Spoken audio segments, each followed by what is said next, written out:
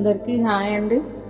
So మరి ప్రతిరోజు కాంతి ధ్యానాలు చేస్తూ ఉన్నట్టయితే ఈ ఎట్వార్ ధ్యానం కూడా రోజు చేస్తూ ఉండాలి.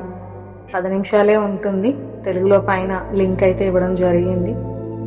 ఈ ధ్యానంలో మనకి గైడెడ్ ఇన్స్ట్రక్షన్స్ ఇచ్చినప్పుడు మదర్షిప్ నుంచి అగార్తా వరకు ఒక కాంతి స్తంభం ఏర్పడినట్టు విజువలైజ్ చేయమంటారు. సో ఈ కాంతి స్తంభం ఏర్పడుతున్నప్పుడు మరింత స్ట్రాంగ్ గా, మరింత దృఢంగా ఈ కాంతి స్తంభం ఏర్పడుతూ మాయపొరలో ఒక పెద్ద కన్నాన్ని పెట్టేసినట్టుగా, హోల్ ని డ్రిల్ చేసినట్టుగా విజువలైజ్ చేయండి.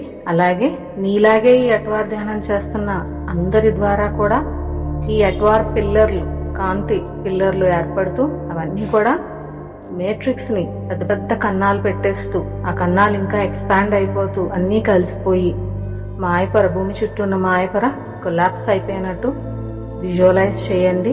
కొద్దిసేపు ఈ ధ్యానం చేస్తున్నప్పుడే మీరు ఇది వినేసి అప్పుడు ధ్యానంలో కూర్చుంటే ఆ విజువలైజేషన్ అనేది వచ్చేస్తుంది. ఇదొకటి ట్రై చేయండి.